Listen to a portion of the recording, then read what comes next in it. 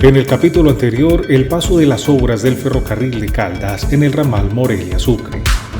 La tragedia de cientos de obreros en la construcción de la banca.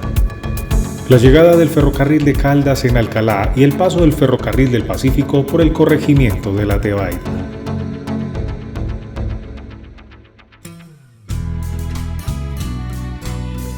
En la carrilera de La Tebaida hacia Armenia y en el cruce arriero hacia Montenegro, se levantó un campamento triangular llamado popularmente en su época como Las Partidas.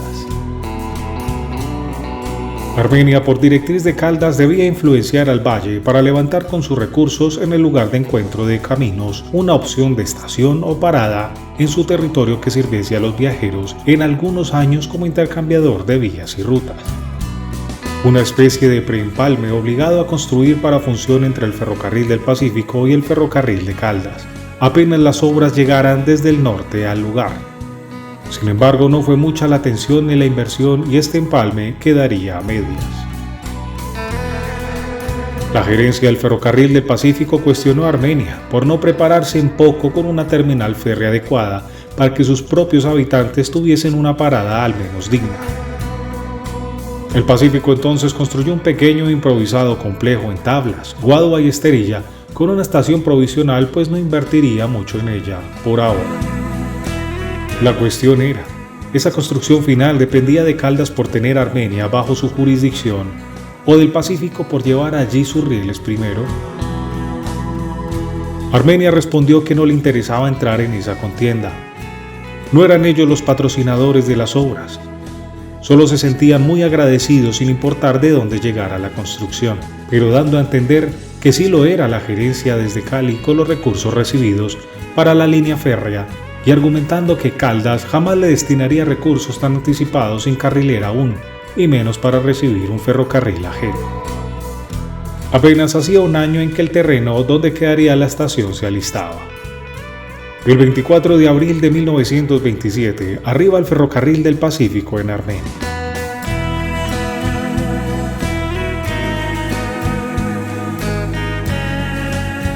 Armenia hizo una pequeña gala de este evento e hizo saber a todos los implicados, gerente e ingenieros y a sus personalidades, su sentimiento de gratitud imprimiendo cientos de postales como recuerdo.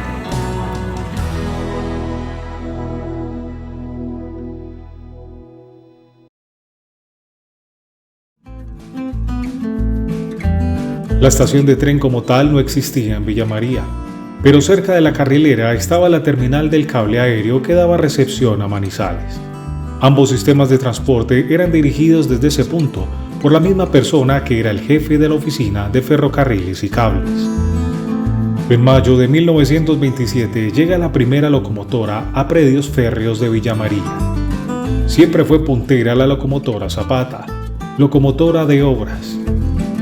En los siguientes 3 días llegarían de diferentes viajes la locomotora número 2 y número 3, trasladando todos los vagones de carga, los cuales eran desenganchados en el lugar como punto final de acopio.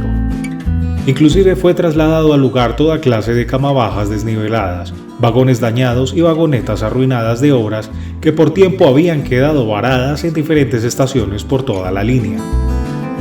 Se hizo tal limpieza de máquina, chatarra, herramientas, fierros y latas a todas las estaciones y vías que todo lo que quedaba en Puerto Caldas olvidado y en San Francisco estorbando fue a parar a una especie de patios contiguo a donde posteriormente se construiría la estación de Villa María.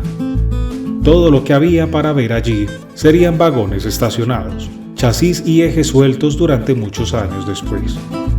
Motivo por el cual la estación de Villa María popularmente fue apodada en el tiempo como Estación Vagones.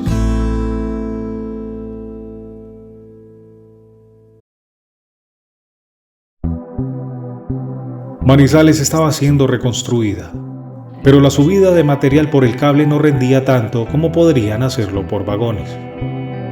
De Villa María a Manizales, tanto el trazado y la construcción exigieron portentos de ingeniería civil, casi un año en solo estudios, 2 años en las obras y rectificaciones del ascenso.